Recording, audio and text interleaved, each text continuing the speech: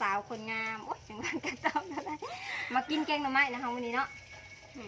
กินแกงหน่อไม้แล้วก็ตำมะหุ่งวันนี้เพิ่นน้องตำมะหุ่งสุดสะไทยกินมะหุ่งเอามาตะนาอะไรพี่น้อง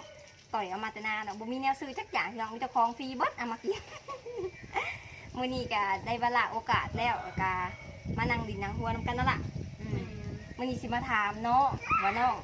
ว่าการใช้ชีวิตของน้องแล้วก็อีช้างแต่ละมื้อหั่นนะเดี๋ยวเรามาถามน้องกันแล้วก็ฟังนำกันในคลิปนี้นะพี่น้องเนาะ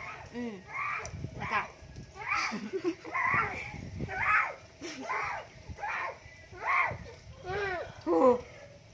เอาก่อนขอที่ถามเอ้ยไก่นะจะไปล้างรถไปจะให้จังตัดออกก็ได้มามื้อนี้ ไปหาลุงเอ้า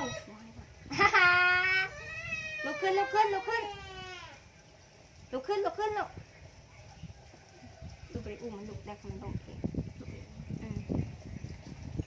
มาพี่น้องมันสไลด์สิมาถามให้มันครบจบในคลิปนี้เด้อเนาะหวังว่าพี่น้อง FC นี่สิกดไลค์กดแชร์แล้วก็เบิ่งจนจบคลิปอย่าลืมเด้อพี่น้องเด้ออย่าข้ามโฆษณาเพื่อสั่งรายได้ให้สาวไทยกับน้องไก่เนาะมาวันนี้สิถามคำถามแรกเลยก็คือน้องนะเฮียนอยู่เฮียนใดเดี๋ยวนี้ค่ะ ตอนนี้เฮียนอยู่เฮียนมาสอุดมพร เฮียนอยู่โอ้ยของเฮียนเดียวกับสาวไทยเฮียนตอนนั้นเลยพี่น้องเรียนนี่กับสาวไทยกับจบมาจากของเฮียนมสอุดมพรกับประมาณ3-4 ปีแล้วตอนนี้เนาะก็มาเป็นคนมันหย่อมมันแหย่มอยู่ในเพื่อนนี่แหละเนาะหลอกไปเรามาแล้วนี่แหละก็ออกให้ออกหน้าพี่น้องแล้วก็สิท้าไปกว่าน้องนี่นะอายุจากปีแหละตอนนี้ ตอนนี้อายุ15 ปี 15 ปีพี่น้องยังอ้ออยู่ได้ อาจจะมี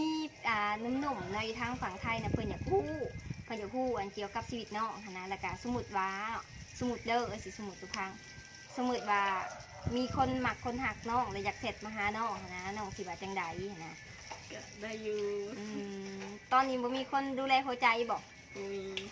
ตอนนี้บ่มีคนดูแลหัวใจพี่น้องจะได้ที่ว่าอยากเสร็จลิ้นเสร็จหัวน้องก็สามารถส่งมาถามสาวไทยได้หรือว่าคอมเมนต์ได้เด้อพี่น้องเด้อเดี๋ยวสาวไทยสิส่งลิงก์ให้เนาะเฮาก็เป็นคนแบบว่าผู้แซ่ผู้สาวนะพี่น้องเพิ่นก็แล้วก็ยังบ่ทันได้มีแฟนสาวไทยก็จับมาแล้วจับมาเปิดใจพี่น้อง FC ฟังกันเลยน้องกับอายุ15-16 ปีพี่น้องแล้วก็ยังเรียนอยู่เจ้าเรียนอยู่ม.6 บ่เห็นบ่อยู่ม.5พี่น้องม.5ใกล้สิขึ้นม.6เซ็งแล้วหรือบ่นี่ค่ะ แล้ว เซ็งเรียบร้อยแล้วก็ก่อนคือว่าก่อนน้องสิมาเฮียนอยู่พี่น้องเคยเฮียนอยู่เฮียนแถวใดก่อนเว้าสู่เอ้ยฟังหน่อย เฮียนอยู่เฮียนมต้นมโหแถวเมืองอาจสะพังทองก็ลงเฮียนโอเคนะพี่น้องเนาะเพิ่นกะน้องแล้วก็มาเฮียนอยู่นี่กะหาก็ได้ปีเดียวบ่ล่ะ แม่ เพิ่นย้ายมาแต่พูนพี่น้องย้ายไปพูนแล้วก็มาเฮียนอยู่มสอุดมพรซึ่งเพิ่นใกล้ๆกับสาวไทยเพิ่นมาเพิ่นกะมาดูแลป้านะเพราะว่าป้าเพิ่นกะมีลูกน้อยเพิ่นก็มาอยู่น้ำพี่น้องเฮ็ดอยู่เฮ็ดกินเฮ็ดเวียกเคลื่อนเวียกซ่านซอยป้าหั่นแหละเนาะเพื่อนพี่น้องเพิ่นอยู่เซโนแล้วก็สำหรับคลิปนี้กะสาวไทยก็อยากถามเนาะเว้าลิ้นๆสำหรับพี่น้องเนาะบ่จริงจังนำกันถ้าสมมุติว่าน้องเรียนจบมานะมี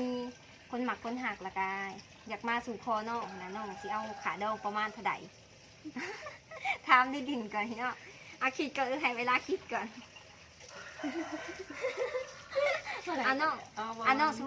น้อ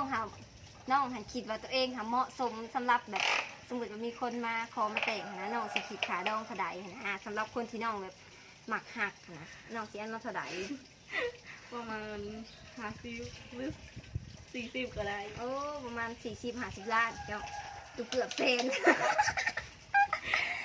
ถ้าถึงใจกันบอกโอเคนะเห็นบอกไทยว่าแล้ว ก็ถึงใจแค่ว่าลิ้นซื่อสำหรับเอ้ยแล้วเนาะเอ้ยกับว่างามอยู่ระดับนึงเนาะขาดองนี่สิเอาประมาณพวกหอดแสนประมาณสมมาพักควรเนาะ30 ล้านสีไทยก็ได้